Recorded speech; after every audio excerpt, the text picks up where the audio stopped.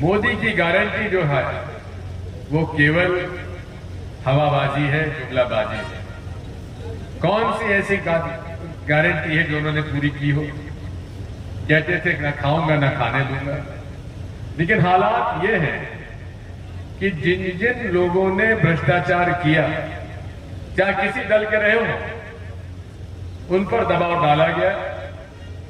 अगर वो दबाव में आ गए तो सारा भ्रष्टाचार के प्रकरण समाप्त, और यदि उन्होंने उनके दबाव में नहीं आए तो उनको जेल भेजा। मैं आपसे कहना चाहता हूं कि आज इस देश में जितने भ्रष्टाचार के प्रकरण थे वो सब धीरे धीरे धीरे ये लोग भारतीय जनता पार्टी में मोदी जी के साथ शामिल हो गए। और जिस तरह से लोग बात कहते हैं कि मोदी जी के पास ऐसा वॉशिंग पाउडर और वॉशिंग मशीन है कि भ्रष्टाचारियों के सारे दाग धोकर वे उन्हें ईमानदार बना देते हैं। वो गारंटी लेते थे कि मैं उन्हें सबको जेल भेजूंगा। हेमंत बिस्वा शर्मा कांग्रेस के लीडर थे, स्वयं अमित शाह ने उनके ऊपर अनेक आरोप लगाए, कहा ये बेईमान है, इसको मैं जेल भेजूंगा। वो घबराए, भाजपा में शामिल हो गए और उसके बाद उनके सारे प्रकरण समाप्त, और थोड़े दिन में पता पड़ता है कि भारतीय जनता पार्टी के असम के भी मुख्यमंत्री बना दिए गए। दूसरी तरफ अजीत दादा पवार भोपाल की सभा में उन्होंने मोदी जी ने गारंटी दी कि मैं और मोदी गारंटी देता हूं कि अजीत दादा पवार जिनने 70,000 का भ्रष्टाचार किया उनको मैं जेल भेजूंगा। लेकिन उनकी मोदी गारंटी 3 दिन बाद उन्हीं अजीत दादा पवार को उन्होंने वही मंत्रालय देकर उप मुख्यमंत्री बना दिया जिसमें 70,000 करोड़ का घोटाला किया गया था।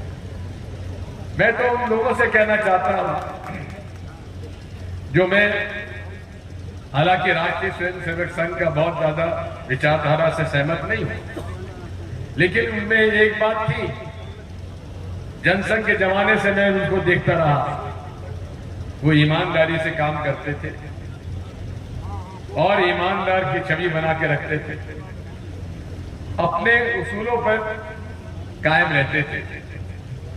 लेकिन वो संघ परिवार भी अलग थलग पड़ा हुआ है। महरौने में भी और ललितपुर में भी ऐसे कई परिवार हो सकते हैं जो एक जमाने में राष्ट्रीय स्वयंसेवक संघ के कार्यकर्ता रहे हो, जनसंघ के लोग रहे हो, आज वो सब घर बैठ गए हैं और संघ परिवार छोड़कर आज मोदी परिवार तैयार हो गया है, जिसमें पूरे देश के भ्रष्टाचारी जो हैं आज मोदी परिवार के सदस्य बन चुके हैं। मैं तो उन लोगों से भी निवेदन करना चाहता हूं जो मूल रूप से जनसंघ के साथ थे, जो मूल रूप से भारतीय जनता पार्टी के ईमानदार लोग हैं। बहुत हो गया, पूरी देश की संपत्ति वो कुछ लोगों के हाथ में सौंप रहे हैं। क्या यही भारत की आपने कल्पना की थी? मैं आपसे कहना चाहता हूं कि आज समय आ गया है जब हमें ईमानदार और बेईमानों के बीच में फर्क देखना पड़ेगा। आज भ्रष्टाचारी और ईमानदार राजनीति के बारे में हमें सोचना पड़ेगा। मैं कहना चाहता हूं आपसे, कभी इसका पूर्ण उदाहरण नहीं है कि जनता के द्वारा चुने हुए मुख्यमंत्रियों को जेल भेज दिया गया। हेमंत सोरेन आदिवासी हैं, शिबू सोरेन क्रांतिकारी नेता उनके पुत्र हैं, उनको जेल भेज दिया गया। और आरोप क्या लगाया? उन्होंने 8.5 हेक्टेयर जमीन खरीद ली, उसमें उनको जेल भेज दिया। उन पर दबाव डाला कि आप हाजिर हो जाइए, भाजपा में शामिल हो जाइए तो आपको हम छोड़ देंगे। लेकिन उन्होंने स्वीकार नहीं करके ईमानदारी से वो डटे रहे। आज भी वो जेल में है, जमानत नहीं हो पा रही। लेकिन उन्होंने, एक आदिवासी नेता का ये चरित्र होता है, उन्होंने घुटने टेकने से मना कर दिया और आज वे पूरे तरीके से लड़ाई लड़ रहे हैं। उसी प्रकार अरविंद केजरीवाल, उन पर दबाव डाला, कोई उनके खिलाफ मनी ट्रेल नहीं निकल रहा है, उनको भी उन्होंने दबाव डाला, जेल भेजा, लेकिन वो दबाव में नहीं आए।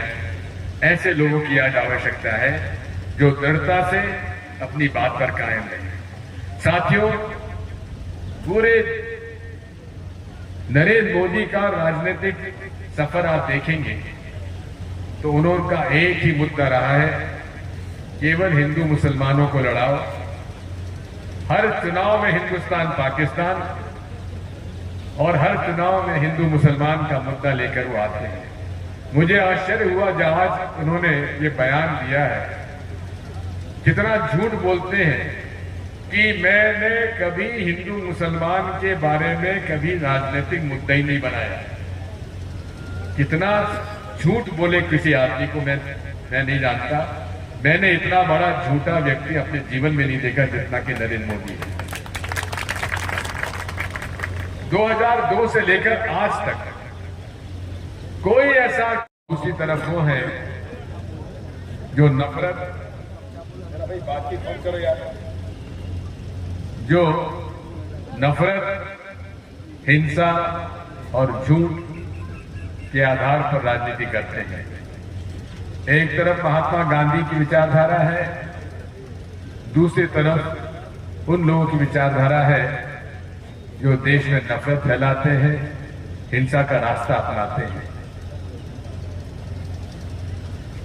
एक तरफ वो पार्टियां हैं जो गरीब, किसान, मजदूर, छोटे मध्यम